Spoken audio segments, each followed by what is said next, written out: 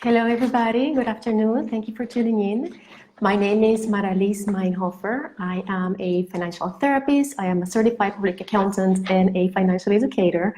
And today I want to talk to you about something that is in everyone's minds, but there's really not enough information to be able to understand it. And I am referring to the financial impact of the coronavirus crisis, particularly the financial impact to you and your family. So what we're going to do is, if you have any questions, please post them in the comments and I will address all the questions at the end, okay? Let's do this. So let's begin. What is the challenge that we're talking about? Well, the coronavirus the virus itself may not affect everyone, but the financial aspect of it is affecting each one of us. And how is that manifesting? Well, you either had to go and buy food and supplies that you didn't have a budget for, or that you had not prepared for. Many of us are going to spend 2 weeks at home. That means that you may spend days without pay, right? And then there's many of us that are going to have larger expenses, either medical bills or travels, depending whatever is causing the crisis. So the financial aspect is latent in many different ways. Now, we're all going through the same thing. And the first thing that we need to talk about is, let's not lose perspective of what it is that we're doing. Let's not go crazy and dwell on the stress of the financial problems, but let's think what it is that we're doing. We're getting together as a society to save lives. By you staying home, you're saving my mother, who's 67. And by me staying home, I am saving your son. Because if God forbid an accident happens, there may not be enough beds in the ICU. Right? So this is a collective effort that in the end is going to benefit each one and every one of us, okay? So let's talk about money. There is an emotional side to money that we don't talk about and we don't understand quite clearly. So let's start with that. Money triggers in us a lot of emotions: shame, anxiety, fear, avoidance. It's just that we don't talk about them, but I am sure that all of you can relate to what it is that I'm saying. This is what happens. Do you remember the Maslow pyramid of needs when we were in school? The problem is that money is a core survival issue. What that means is that the first layer of needs that we have to satisfy is food and water. That is what the Maslow pyramid teaches us. What happens is, whenever those very, very basic needs for your survival, because if you don't have them, you're going to die. Whenever mind think or feel that you're going to lack, it triggers the reptilian brain, and it triggers the fight, freeze, or freeze response, right? So what happens is that the brain is designed to keep you safe. The problem is that served us when we were hunters. When we were hunters and gatherers, if a lion was coming, you didn't have time to think about it. You had to survive. So if your core survival was at risk, you get triggered to serve you. But nowadays, most of us don't have lions chasing us, right? So whenever you feel or think that you're going to lack money, the reptilian brain is going to trigger your response. So it's just the way that we are built. Be calm, be quiet. You're not the only one freaking out. You're not the only one worried. It's just the nature of how money and the brain works, okay? Now, what we want is, we want to get you out of that. We want to get you out of that reptilian brain, of that innate response. What we want to do is, we want to move you. So in money coaching, and just for purposes of simplifying this, simplifying it, we have 3 brains. We have the reptilian brain, that's purpose is to keep you safe. We have the emotional brain. The emotional brain stores memories and emotions. It's also often called the subconscious. And then we have the conscious brain. That is where you make logic, your decisions, and where you're more rational. We want to move you from the reptilian. Let's skip the emotional. Let's go to the logic brain, because that is the place where you assess calmly, you observe the situation, you make a plan, strategy, action, from a place of full awareness, not fear or emotions. So we want to take you to that place. How do we do that? How do we move you from the reptilian brain, where you're freaking out and super scared, to the other one? This is where techniques such as breathing come into place. And guys, this is not yada yada, it's not new agey, it's not woo-woo, this is science.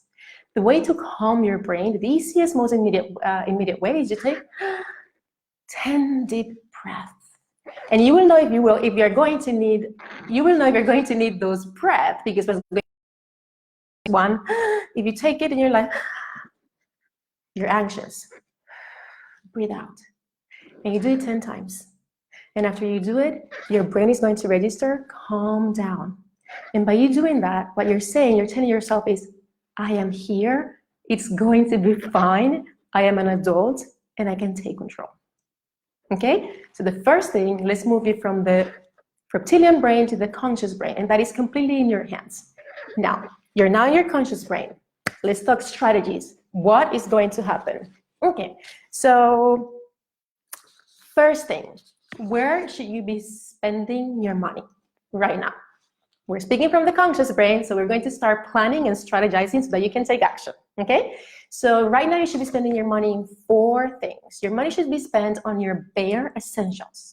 And your bare essentials include food, shelter, utilities, and transportation. Again, your bare essentials include food, shelter, utilities, and transportation. Everything else, you put it on pause, cut it, okay? You're only going to be spending on your essentials, and then of course, if you have money left to pay, continue paying your minimum payments, please go ahead and continue paying your minimum payments on your debts, right? So that's the first thing. Then the second thing that you're going to do is that, the next question that you should be asking yourself is, where, okay, you can say, okay, Mara, I got it, only the essentials, but where am I gonna get the money? This is where your emergency fund comes into place. If you have an emergency fund, this is the time to dip into it and start using from your emergency fund. Now, there may be people that may tell me, what if I don't have an emergency fund? What am I supposed to do?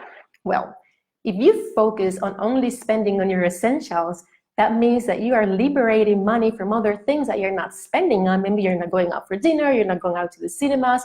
So you can shift the money that you would normally put in the non-essentials, you can shift it to your essentials, okay? So spend only on your essentials. Now, you can tell me, I got it. I'm only spending on my essentials, but I don't have cash. I don't have anything. What am I supposed to do? And then you're freaking out. Calm down. That is what credit was made for. Now, I have never credit card debt because credit cards have a problem spending and many people spending above their means. We're not going to talk about that now. But if you have credit, if you have limit on a credit, this is the time to use it wisely. You're not going to go on a spree. You're going to use it wisely. And I don't want you to feel shame or fear because you had to use a credit card to cover your bills. That's what credit is for. It's a business, so don't feel bad for the credit card companies. Focus on putting food on your table. Your family is a priority, your well-being is a priority. And if you need to swipe that card, very consciously, you're going to swipe that card. Don't go crazy, then you know that you have to build a plan to get rid of that credit card debt, okay? Next. The next thing that you should do is you should make, and we're almost done, you should make a plan. Guys and ladies, you know, let's not wing it. Like it doesn't serve us when we're winging things with our money. Make a plan with your money. So how much money do you have? And put it in writing. How much do you think that you should spend in groceries? One of the largest bills that many of you are going to have is the food bill at home, particularly if you have children. If you have children at home, what you can do a meal plan. If you go online, there's tons of free resources how to make a meal plan. Make a meal plan for 1-2 weeks, and that is going to help you keep your expenses low. What happens is that the problem is the uncertainty. The uncertainty of how long is this going to last, how much money will I need, right? There are so many variables that we don't have a crystal ball to know what's going to happen. So what you want to do is create certainty in your life. And the way you create certainty in your life is by controlling your expenses and having a plan. And very especially, my friends, do not panic. This is temporary. This too shall pass, and we're all going through exactly the same situation. Okay? Now, let's see. Okay, I want to share with you. A story that I love. It's a story about Nelson Mandela. So many of you know that Nelson Mandela, he spent 27 years in prison without having any sign of hope that he would ever be able to get out. Eventually he did, but he had no idea, right?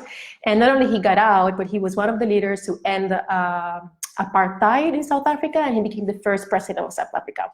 The reason why I'm bringing this is because he was interviewed once, and someone asked him, how did you survive those 27 years in jail without knowing what's going to happen? How did you survive?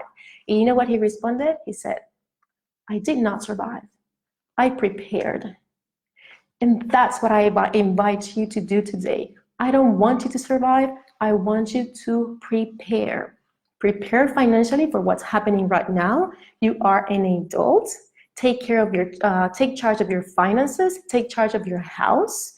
And spend wisely so that when the crisis is over, you can start having a plan, recuperating those savings, and paying off your credit card debt, okay? And last but not least, many of you have enrolled in my course. I just want to let you know, I am adding a full week to the course. I teach a personal finance course that is starting tomorrow. It's just by chance. We planned that months ago. It just happens that it starts tomorrow. Because of the crisis, what we have done is we have added one more full week of support, and we have added a full one-on-one financial consultation for all the students, because I know that you guys are very stressed. You have very specific questions about your particular situation. We are covering that. We are here to support you. If you want to check it out, it's www.myfinancialclarity.com.